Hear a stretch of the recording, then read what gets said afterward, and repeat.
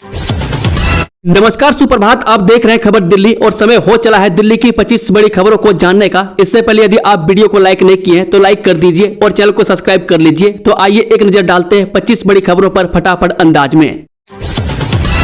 लागू होते ही हाईकोर्ट पहुंचा नई ईंधन नीति का मामला। दिल्ली सरकार वायु गुणवत्ता प्रबंधन आयोग से जवाब तलब। दिल्ली में वायु प्रदूषण से निपटने के लिए लागू नए नियम पर Delhi petrol dealers association court पहुंच गई। हाईकोर्ट ने दिल्ली सरकार वायु गुणवत्ता प्रबंधन आयोग को नोटिस जारी कर जवाब मांगा है। दिल्ली में वायु प्रदूषण से निपटने के लिए लागू नए नियम पर Delhi petrol dealers association court पहुंच गई। हाईकोर्ट ने दिल्ली सरकार वायु गुणवत्ता प्रबंधन आयोग को नोटिस जारी कर जवाब मांगा है। दिल्ली हाईकोर्ट की न्यायमूर्ति मिनी पुष्करना की पीठ ने मामले को सितंबर महीने में सुनवाई के लिए सूचीबद्ध किया है। याचिकाकर्ताओं का तर्क है कि ऐसे निर्देशों को लागू करना पेट्रोल पंप मालिकों की जिम्मेदारी नहीं है, क्योंकि वे कोई राज्य एजेंसी नहीं है और न ही उनके पास कानून परिवर्तन की वैधानिक शक्ति है। दरअसल दिल्ली में प्रदूषण को नियंत्रित करने के लिए 1 जुलाई 2025 से राजधानी के सभी पेट्रोल पंपों को निर्देश दिया गया कि 10 साल पुराने डीजल और 15 साल पुराने पेट्रोल वाहनों को ईंधन न दें। यह निर्णय CAQM के आदेश पर लिया गया है। रोहिणी में 22 एकड़ में बनेगा आधुनिक वेयर हाउस। लागत होगी करीब 195 करोड़। DDA ने शुरू की बोली प्रक्रिया। दिल्ली विकास प्राधिकरण यानी कि DDA ने रोहिणी के सेक्टर 36 में 22 एकड़ जमीन पर आधुनिक वेयर हाउस कॉम्प्लेक्स बनाने के लिए बोली प्रक्रिया शुरू की है। इस परियोजना के लिए प्रस्ताव आमंत्रण जारी किया गया, जिसका मकसद दिल्ली को लॉजिस्टिक और व्यापार का बड़ा केंद्र बनाना है। परियोजना की लागत कम से कम 195 करोड़ रुपये होगी। इसे लाइसेंस शुल्क के आधार पर विकसित किया जाएगा। DDA ने इस परियोजना को पारदर्शी और प्रतिस्पर्धी बनाने के लिए सख्त नियम बनाए। बोली लगाने वालों को तकनीकी और वित्तीय योग्यता पूरी करनी होगी, जिसमें पिछले प्रोजेक्ट का अनुभव और वित्तीय स्थिरता शामिल है। बोली प्रक्रिया में हिस्सा लेने के लिए गैर वापसी योग्य शुल्क और बिड सिक्योरिटी जमा करनी होगी। सबसे ऊंची बोली लगाने वाले को प्राथमिकता मिलेगी। हाईकोर्ट की वकील को 9 दिनों तक बनाए रखा डिजिटल अरेस्ट। ठग लिए 3 करोड़ 29 लाख रुपये, FD तक तुड़वाई। दिल्ली हाईकोर्ट की वकील सेक्टर 47 निवासी महिला उम्र 72 वर्षीय के लैंडलाइन की घंटी 10 जून को बजी। उन्होंने जैसे फोन उठाया, आवाज आई कि आपका नाम अवैध हथियारों की तस्करी, ब्लैकमेलिंग और जुआ में आया। मैं इसमें आपका आधार नंबर और बैंक खाते इस्तेमाल हो रहे हैं। मैं इससे वह डर गई। कॉलर ने उन्हें 9 दिनों तक डिजिटल अरेस्ट रखा। जब तक उन्हें पता चला कि यह जालसाजों की चाल है, तब तक उनके हाथ से 3 करोड़ 29 लाख रुपये निकल चुके थे। जालसाजों ने उन्हें व्हाट्सएप कॉल पर डिजिटल अरेस्ट रखा और इस दौरान 5 अलग अलग खातों में रकम मंगवाई। उनकी शिकायत पर साइबर थाने में मुकदमा दर्ज हुआ है। कॉल करने वाले ने पीड़िता से कहा कि वह भारत सरकार की एजेंसी से बात कर रहे हैं। मामले में जेल भी जाना पड़ सकता है। इस मामले में 25 अप्रैल को केस दर्ज हो चुका है। पुराने वाहनों को राहत देने की मांग करेगी दिल्ली सरकार। सिरसा बोले फिटनेस जांच को बनाएंगे आधार। राजधानी में 10 साल से अधिक पुराने डीजल, 15 साल से अधिक पुराने पेट्रोल वाहनों पर लगे प्रतिबंध को लेकर दिल्ली सरकार फिटनेस के आधार पर लोगों को राहत देने की मांग करेगी।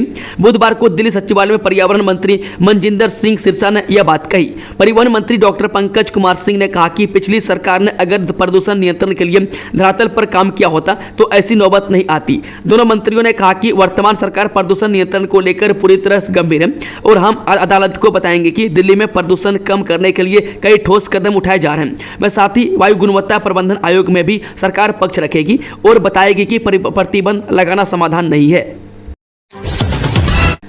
Lajpat Nagar double murder case का मुख्य आरोपी PDDU जंक्शन से गिरफ्तार। बिहार जाने की फिराक में था आरोपी। दिल्ली के लाजपत नगर में हुए दोहरे हत्याकांड के आरोपी को पुलिस ने गिरफ्तार कर लिया। उसे उत्तर प्रदेश के चंदौली के PDDU जंक्शन पर मगध एक्सप्रेस ट्रेन से पकड़ा है। राजधानी दिल्ली के लाजपत नगर में हुए डबल मर्डर केस के मुख्य आरोपी को चंदौली जिले के PDDU जंक्शन पर बृहस्पतिवार को गिरफ्तार कर लिया गया। आरोपी की पहचान मुकेश उम्र 20 वर्षीय पुत्र नरेश निवासी ग्राम धदुआ जंदाहा जिला पटना के रूप में हुई है। अवैध रूप से रह रहे 18 बांग्लादेशियों को पुलिस ने पकड़ा। पश्चिम बंगाल के रास्ते दिल्ली पहुंचे थे आरोपी। ये दक्षिण दिल्ली के वाहन चोरी निरोधक दस्ते ने दिल्ली में अवैध रूप से रह रहे 18 बांग्लादेशियों को पकड़ा है। पुलिस ने इनको पंचशील पार्क के पास से पकड़ा है। इनमें से 6 पुरुष 7 महिलाएं और 6 बच्चे शामिल हैं। दक्षिण जिला DCP अंकित चौहान ने बताया कि आरोपियों के कब्जे से बांग्लादेशी होने के कागजात बरामद किए गए। जांच में यह बात सामने आई है कि ये आरोपी अवैध रूप से भारत में घुसे थे और पश्चिम बंगाल होकर दिल्ली पहुंचे थे। ईडी दफ्तर पहुंचे सत्येंद्र जैन, दिल्ली जल बोर्ड से जुड़े मनी लॉन्ड्रिंग मामले में पूछताछ। जी हां, परिवर्तन निदेशालय ने दिल्ली जल बोर्ड यानी कि डीजेबी में कथित अनियमितताओं से जुड़े धन शोधन मामले में दिल्ली के पूर्व मंत्री और आप नेता सत्येंद्र जैन को पूछताछ के लिए बुलाया। सत्येंद्र जैन पूछताछ के लिए गुरुवार को परिवर्तन निदेशालय के समक्ष पेश हुए। आधिकारिक सूत्रों ने यह जानकारी दी। उन्होंने बताया कि 60 वर्षीय जैन सुबह करीब 11:15 बजे ईडी कार्यालय पहुंचे और धन शोधन रोकथाम अधिनियम के तहत उनका बयान दर्ज किया जा रहा है। यह जांच डीजेबी द्वारा कुछ सीवेज ट्रीटमेंट प्लांट के विस्तार में भ्रष्टाचार के आरोपों से संबंधित है। ईडी ने पिछले साल जुलाई में इस मामले में छापेमारी की थी। 5 से 6 वर्ष के बच्चों को पढ़ाएंगे ईसीसीई एजुकेटर्स, सुनो बोलो और करो आधारित देंगे शिक्षा। जिला शिक्षा एवं प्रशिक्षण संस्थान यानी कि डाइट के प्रवक्ता राजेश खन्ना ने बताया कि ईसीसीई एजुकेटर्स को 5 दिन अलग अलग विषय का प्रशिक्षण दिया गया। उन्हें कक्षा में पढ़ाने की प्रक्रिया, सामाजिक, भावनात्मक और नैतिक विकास के बारे में भी बताया गया। वह पहली बार बाल बटिका में पढ़ने वाले 5 से 6 वर्ष के बच्चों की कमान अब ईसीसीई एजुकेटर्स यानी कि अर्ली चाइल्डहुड केयर एजुकेशन के हाथों में होगी। वह गौतम बुद्ध नगर प्रदेश में पहला जनपद होगा, मैं जहां जुलाई के पहले सप्ताह से ही ईसीसीई एजुकेटर्स आंगनबाड़ी में पढ़ने वाले बच्चों को पढ़ाएंगे। इन ईसीसीई एजुकेटर्स का 5 दिनों का विशेष प्रशिक्षण जिला शिक्षा एवं प्रशिक्षण संस्थानों में संपन्न हो गया। मैं जनपद में सबसे पहले चयन होने के साथ ही इनको प्रशिक्षित भी किया जा चुका है। यह बच्चों को सुनो बोलो और करो आधारित शिक्षा देंगे। इनका लक्ष्य बच्चों को भाषा और गणित में निपुण बनाना रहेगा। विरासत को मिला नया जीवन, 400 साल पुराना शालीमार बाग का शीश महल चमका, पर्यटकों के लिए खुला। ये शालीमार बाग में करीब 400 साल पुराने शीश महल और अन्य ऐतिहासिक इमारतों को नया जीवन मिल गया है। मैं दिल्ली विकास प्राधिकरण यानी कि डीडीए को भारतीय पुरातत्व सर्वेक्षण ने मिलकर इनकी रंगत को बदल दिया। वही मुगल कालीन स्मारक और बाग फिर से लोगों के लिए खोल दिए गए। मैं केंद्रीय संस्कृति एवं पर्यटन मंत्री गजेंद्र सिंह शेखावत, उपराज्यपाल बीके सक्सेना और मुख्यमंत्री रेखा गुप्ता ने बुधवार को इसका अनावरण किया। वर्ष 1953 में बने शालीमार बाग का शीश महल मुगल सम्राट शाहजहां की पत्नी अकबराबादी बेगम ने बनवाया था। यह वही जगह है जहां वर्ष 1658 में औरंगजेब का राज्याभिषेक हुआ था। दशकों की उपेक्षा से यह स्मारक जर्जर हो चुका था। एक पेड़ मां के नाम मुहिम के खिलाफ थे केजरीवाल, सिरसा ने कौन सी नई बात बताई।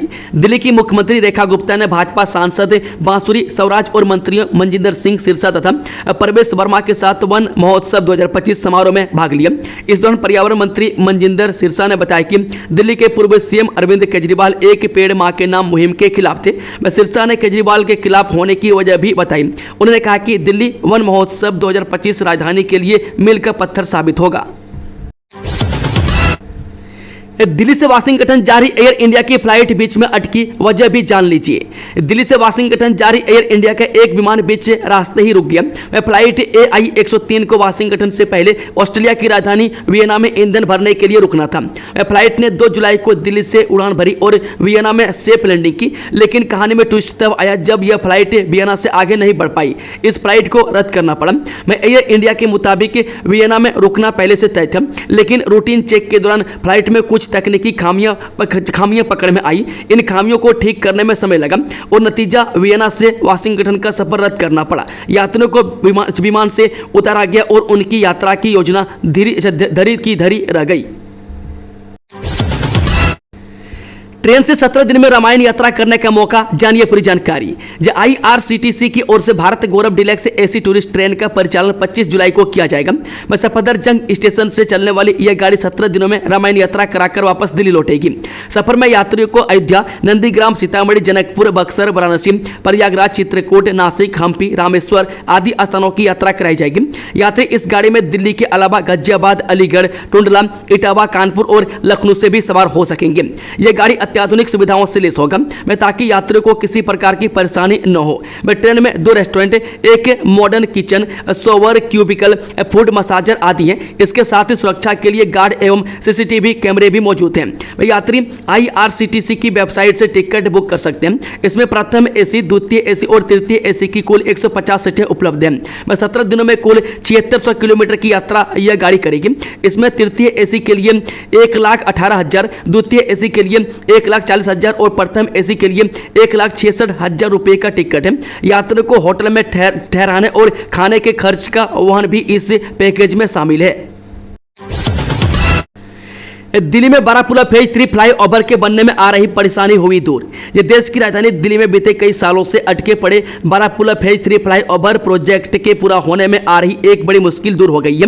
दरअसल रेखा गुप्ता सरकार के लोक विभाग यानी कि पीडब्ल्यूडी को केंद्रीय अधिकार प्राप्त समिति सीईसी से इस फ्लाईओवर के रास्ते में रोड़ा बन रहे 200 से ज्यादा पेड़ों को काटने की सैद्धांतिक अनुमति मिल गई है, जिसके बाद अधिकारियों का कहना है कि अब इस प्रोजेक्ट को पूरा होने में ज्यादा समय नहीं लगेगा।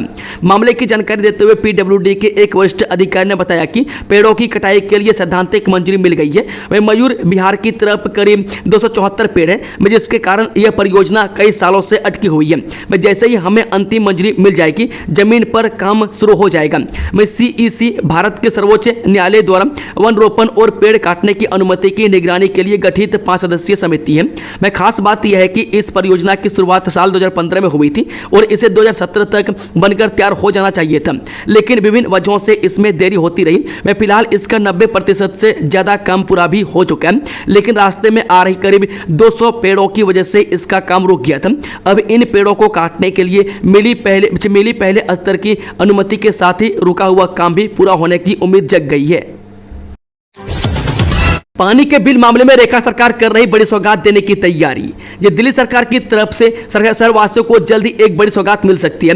दरअसल सरकार ने बढ़े हुए पानी के बिलों से परेशान उपभोक्ताओं को राहत देने के लिए एक महत्वपूर्ण कदम उठाते हुए विलंब भुगतान शुल्क यानी कि लेट फीस पूरी तरह माफ करने की योजना बनाई है। खबरों के अनुसार यह फायदा घरेलू और सरकारी दोनों तरह के उपभोक्ताओं को दिया जाएगा। इस बारे में जानकारी देते हुए जल मंत्री प्रवेश वर्मा ने पीटीआई से कहा, जल्द ही हम घरेलू और सरकारी श्रेणियों के लिए विलंब भुगतान अधिभार को पूरी तरह 100% माफ करने की योजना बना रहे हैं। साथ ही वर्मा ने बताया कि इस योजना के बाद अगले 5 साल तक कोई अन्य भुगतान माफी की योजना नहीं आएगी। उन्होंने कहा कि हमारे अनुमान के अनुसार इसके बाद डीजेबी यानी कि दिल्ली जल बोर्ड को 6000 से 7000 करोड़ रुपए का फायदा होने का अनुमान है। 20 साल से फरार साथी दबोचा, डॉक्टर के साथ मिलकर कर रहा था बड़ा खेल, पूछताछ में खुलेंगे गहरे राज।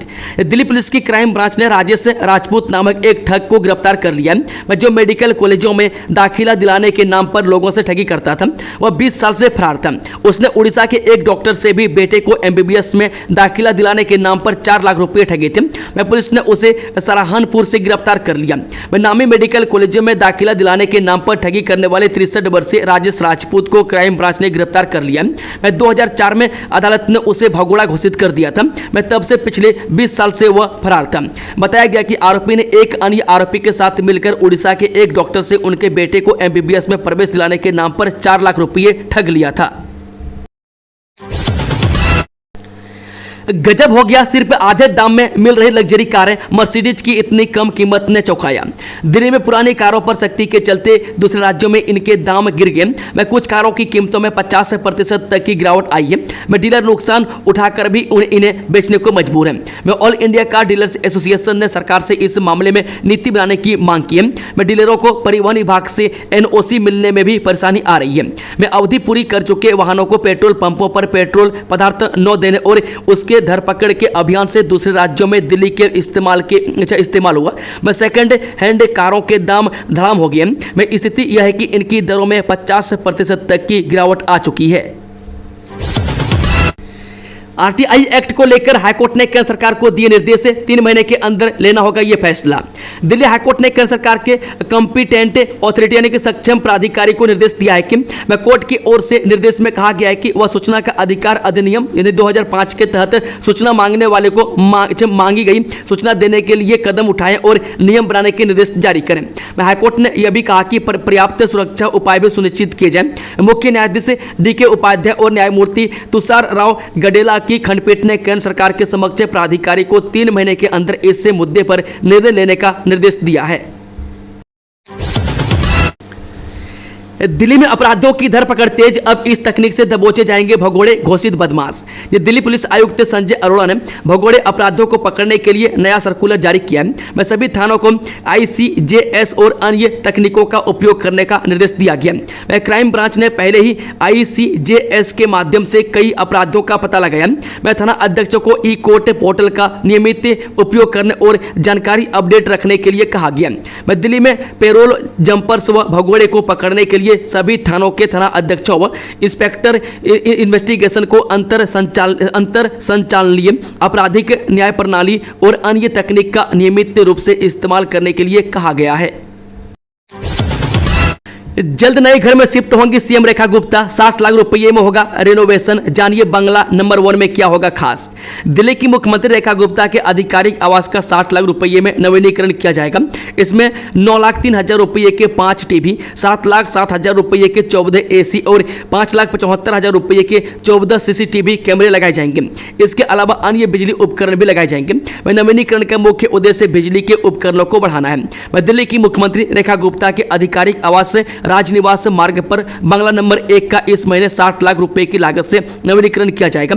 लोक निर्माण विभाग के द्वारा इस बारे में निविदा जारी की गई है, जिसके अनुसार नवीनीकरण मुख्य रूप से बिजली के उपकरणों को बढ़ाने पर केंद्रित होगा। आधी हो रही है अन्नदाता की जिंदगी, राहुल गांधी ने महाराष्ट्र के किसानों को लेकर मोदी सरकार पर साधा निशाना। कांग्रेस नेता राहुल गांधी ने गुरुवार को महाराष्ट्र में किसानों की आत्महत्या को लेकर मोदी सरकार पर हमला बोला। उन्होंने कहा कि केंद्र सरकार किसानों की दुर्दशा के प्रति उदासीन बनी हुई है, जबकि वे हर दिन कर्ज में डूबते जा रहे हैं। वहीं माइक्रो ब्लॉगिंग साइट एक्स पर एक पोस्ट में लोकसभा में विपक्ष के नेता ने सरकार पर कर्ज माफी और फसलों के लिए न्यूनतम समर्थन मूल्य यानी कि MSP की कानूनी गारंटी की किसानों की मांगों की अनदेखी करने का भी आरोप लगाया। गुजरात में भाजपा कांग्रेस का रिश्ता प्रेमी प्रेमिका का केजरीवाल ने छुप छुप कर मिलने का लगाया आरोप। दिल्ली के पूर्व मुख्यमंत्री और आम आदमी पार्टी के राष्ट्रीय संयोजक अरविंद केजरीवाल गुजरात की विसावदर सीट पर उपचुनाव में मिली जीत से बेहद उत्साहित हैं। 2027 के लिए इसे सेमीफाइनल बताते हुए केजरीवाल ने भाजपा के सबसे बड़े गढ़ में अपनी सरकार बनाने का दावा किया है। केजरीवाल ने सत्तारूढ़ भाजपा और मुख्य विपक्षी पार्टी कांग्रेस के बीच मिली भगत का आरोप लगाया और कहा कि दोनों छुप छुप कर मिलते हैं। उन्होंने कहा कि दोनों का रिश्ता प्रेमी प्रेमिका का है। दिल्ली एनसीआर में मानसून की सुस्त चाल, बूंदाबूंदी से ही मिल रही राहत। जाने आज के मौसम का हाल। ये दिल्ली एनसीआर में मानसून एक बार फिर रुठा हुआ नजर आ रहा है। क्योंकि मानसून आने के बावजूद दिल्ली एनसीआर में बारिश नहीं हो रही है। सिर्फ बूंदाबूंदी से ही लोगों को काम चलाना पड़ रहा है। बीते दिन यानी बुधवार को राजधानी दिल्ली के कई इलाकों में हल्की बूंदाबूंदी हुई, जिससे लोगों को थोड़ी बहुत गर्मी से राहत जरूर मिली है। हालांकि उम्मीद के मुताबिक यह बारिश काफी कम है। मौसम विभाग के अनुसार बुधवार को दिल्ली का अधिकतम तापमान 36.6 डिग्री सेल्सियस दर्ज हुआ, जबकि न्यूनतम तापमान 27.6 डिग्री सेल्सियस रिकॉर्ड किया गया। वहीं हवा में नमी का स्तर 89 से 61% रहा। दिल्ली में फिर चाइनीज मांझे का कहर, बाइक सवार युवक गंभीर रूप से घायल, बाल बाल बची जान। राजधानी दिल्ली में प्रतिबंध के बावजूद चाइनीज मांझा जानलेवा साबित हो रहा है। ताजा मामला उत्तर पूर्वी दिल्ली के शास्त्री पार्क के फ्लाईओवर का है, जहां बुधवार शाम एक युवक इसका शिकार हो गया।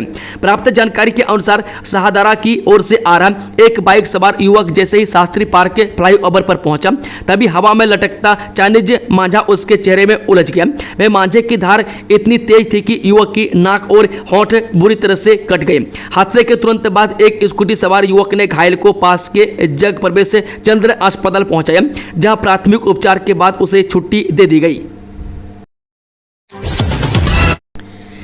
इंस्टाग्राम पर लड़की की AI जनरेट अश्लील तस्वीरें पोस्ट करने वाला युवक गिरफ्तार, कबूला गुनाह। दिल्ली पुलिस ने एक 21 वर्षीय युवक को गिरफ्तार किया, जिस पर एक के कॉलेज छात्रा की पहचान का इस्तेमाल कर उसके कई फर्जी इंस्टाग्राम अकाउंट बनाने और उन पर उसके आपत्तिजनक AI एडिटिंग अश्लील फोटो अपलोड करने का आरोप है। पुलिस अधिकारी ने बुधवार को यह जानकारी दी। दक्षिण पश्चिम दिल्ली के अतिरिक्त DCP अभिमन्यु पोसवाल ने ANI को बताया, एक कॉलेज में पढ़ने वाली लड़की ने 16 जून 2025 को शिकायत दर्ज कराई थी, जिसमें कहा गया था कि उसकी पहचान का उपयोग करके कई फर्जी इंस्टाग्राम अकाउंट बनाए गए। इन अकाउंट्स पर उसके अश्लील AI एडिट फोटो अपलोड किए गए और उसका ऑनलाइन उत्पीड़न और ब्लैकमेल किया गया। दिल्ली को क्रिएटिव कैपिटल बनाने की तैयारी, मंत्री कपिल मिश्रा ने एक्सपर्ट्स के साथ की बैठक, पेश किया रोड मैप। राजधानी दिल्ली को केवल सत्ता का केंद्र ही नहीं बल्कि रचनात्मकता का नया माइलस्टोन बनाने के लिए आज पर्यटन मंत्री कपिल मिश्रा ने राउंड टेबल मीटिंग की। मैं कला संस्कृति, फिल्म, संगीत, फैशन, डिजाइनिंग, साहित्य और पत्रकारिता आदि क्षेत्र में नवाचार के हर आयाम को सशक्त मंच देने के उद्देश्य से दिल्ली सरकार क्रिएटिव कैपिटल की अवधारणा को साकार रूप देने की बात कही है। मैं दिल्ली सचिवालय में पर्यटन, कला, संस्कृति और भाषा मंत्री कपिल मिश्रा के साथ राउंड टेबल मीटिंग में क्रिएटिव इकोनॉमी फोरम की संस्थापक सुप्रिया सूरी भी मौजूद रही। वह बैठक का मुख्य उद्देश्य था दिल्ली के लिए एक दूरदर्शी रचनात्मक नीतिगत ढांचा तैयार करना, जिसमें क्रिएटिव इकोनॉमी को राजधानी के विकास का मुख्य आधार बनाया जाए। दोस्तों, खबरों का सिलसिला समाप्त होता है। अगर जानकारी पसंद आई तो वीडियो को लाइक, शेयर, चैनल को सब्सक्राइब जरूर कर लें और कमेंट बॉक्स में कमेंट करके बताएं कि आप न्यूज़ को दिल्ली से किस कोने बैठकर देख रहे हैं। Thank you, all the best. जय हिंद, जय भारत।